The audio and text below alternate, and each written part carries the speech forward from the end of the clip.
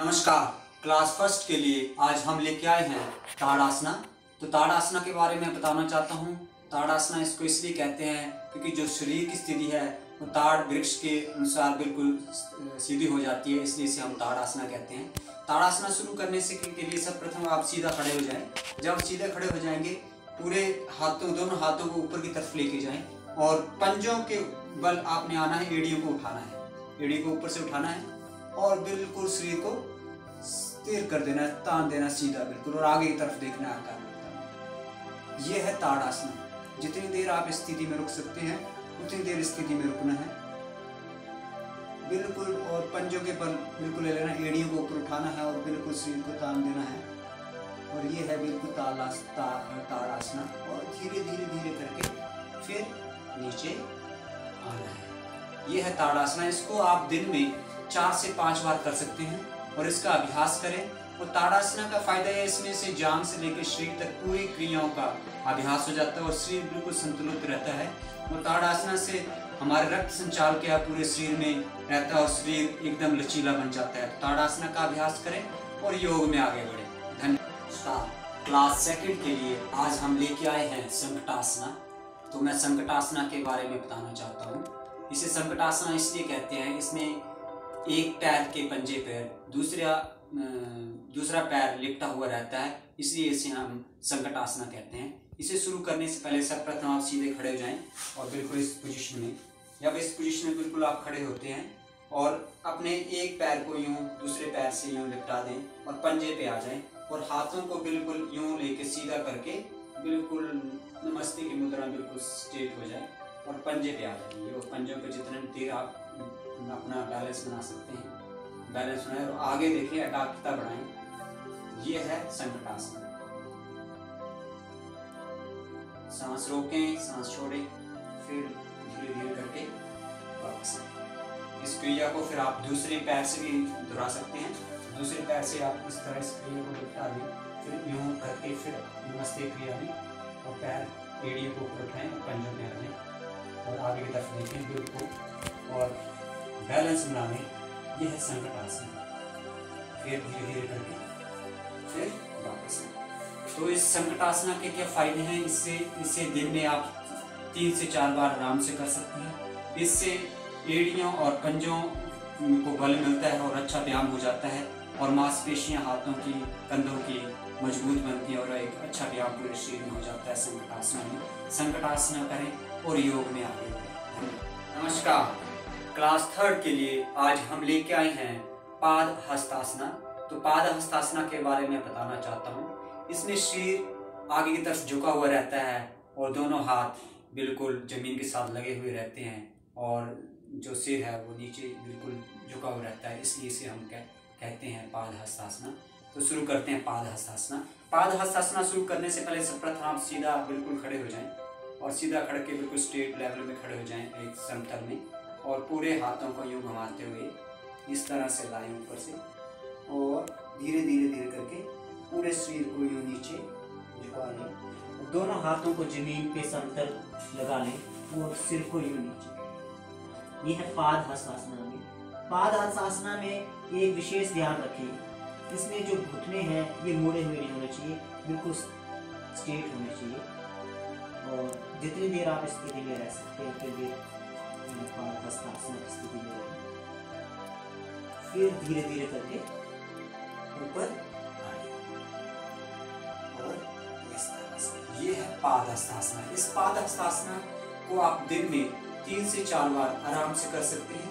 इससे क्या लाभ होता है इस आसना से? इस आसना से रीढ़ की हड्डी को बल मिलता है और पाचन शक्ति ठीक हो जाती है, पैरों और पंजों को बल मिलता है और पूरे शरीर में एक लचीलापन आता है।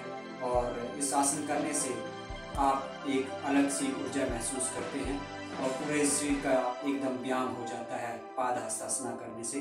पाद हस्तासना को आप दिन में 3 से 4 बार आराम से कर सकते हैं। पाद हस्तासना को करें और योग में आगे बढ़ें। धन्यवाद। नमस्कार। क्लास 4 के लिए आज हम लेके आए हैं वृक्षासना। तो मैं वृक्षासना के बारे में बताना चाहता हूँ। वृक्षासना को करती बार साधक की जो शरीर की पोजीशन है वो वृक्ष के अनुसार हो जाती है, वृक्ष के अनुसार हो जाती है, इसलिए हम इसे वृक्षासन कहते हैं। तो शुरू करते हैं वृक्षासन। वृक्षासन शुरू करने से पहले सर्वप्रथम आप बिल्कुल सीधा खड़े हो जाएं और सीधा खड़े होने के बाद बिल्कुल अपने हाथों को दोनों को इस तरह से लें और आगे की तरफ ऊपर की तरफ धीरे धीरे लेके जाएं। जब धीरे धीरे लेके जाए और बिल्कुल ऊपर नमस्ते की पोजीशन में और दोनों हाथों को मोड़ के फिर यहाँ अपने सिर के ऊपर रखना है। फिर इस एक टांग को यूं करके यूं फोल्ड करके ऐसे करके नीचे बैठना है। ये है वृक्षासन, ये है वृक्षासन। जितनी देर आप इस स्थिति में रह सकते हैं उतनी देर आप इस स्थिति में रहें। फिर धीरे धीरे करके ऊपर लेके फिर यूं करके आप वापस आ सकते हैं। इसी तरह आप फिर इसी क्रिया को दूसरी टांग से करेंगे।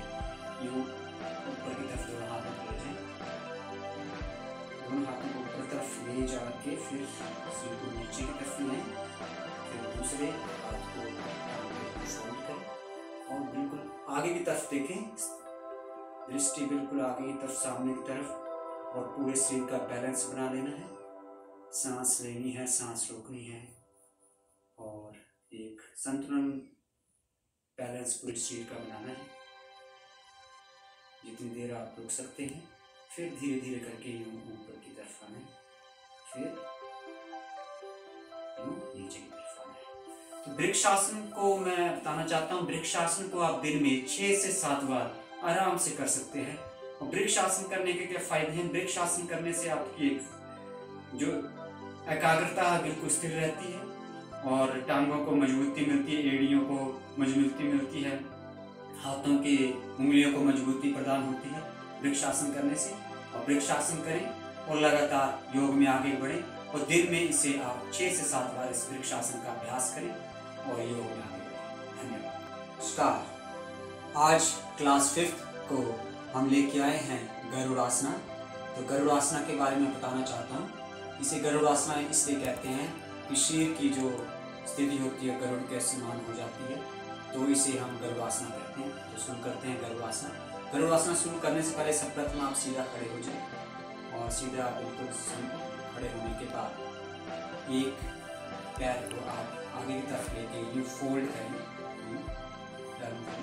और जो आपने टांग आपने इस तरफ फोल्ड की उसी हाथ को यूँ आगे की तरफ नजर रखें और दूसरे हाथ को यूँ मोड़ के और दृष्टि आगे की तरफ और पूरा बैलेंस बना के आगे की तरफ देखें और नीचे थोड़ा झुक जाए। ये है गरुड़ासना। जितनी देर आप इस बैलेंस की स्थिति में रह सकते हैं इस स्थिति में रहिए गरुड़ासना की। और फिर धीरे धीरे करके फिर इसको ऊपर करके आए। इसी क्रिया को आप दूसरी इससे भी दोहरा सकते हैं। दूसरी लेग से इस अदर लेग को फोल्ड करें यूँ आगे की तरफ और इसी जिस लेग को फोल्ड किया उसी हाथ को यूँ आगे लाएं और दूसरे हाथ को यहाँ से फोल्ड करके इस तरह बैलेंस बनाना है यूँ करके शरीर का और आगे की तरफ दृष्टि बनानी है और थोड़ा सा झुक जाना है। जितनी देर आप स्थिति में रह सकते हैं गरुड़ासन की उतनी देर स्थिति में रहना और फिर धीरे धीरे करके वापस आना। तो गरुड़ासना को मैं बताना चाहता हूँ, दिन में आप इसे 3 से 4 बार गरुड़ासना को कर सकते हैं। गरुड़ासन से क्या लाभ है? इसमें टांगों में मजबूती मिलती है, हाथों में मजबूती मिलती है, बाजू में मजबूती मिलती है और एक लचीलापन महसूस होता है। और गरुड़ासना करने से बहुत लाभ हैं। इससे रक्त संचार की पूरी क्रिया पूरे शरीर में निरंतर रहती है। और इसका एक विशेष सावधान है, गरुड़ासना जो गर्भधारी स्त्री होती है, जो गर्भ धारण किया होता है, वो गरुड़ासना ना करे और इससे कुछ समय के लिए 5-6 महीने के बाद इसका अभ्यास करें। तो गरुड़ासना को जो गर्भ से स्त्री होती हैं या जिसने गर्भ धारण किया होता है उसके लिए उनके लिए गरुड़ासना नहीं करना चाहिए और बाकी हर कोई इसका अभ्यास कर सकता है। गरुड़ासना का अभ्यास करें और योग में आगे बढ़ें।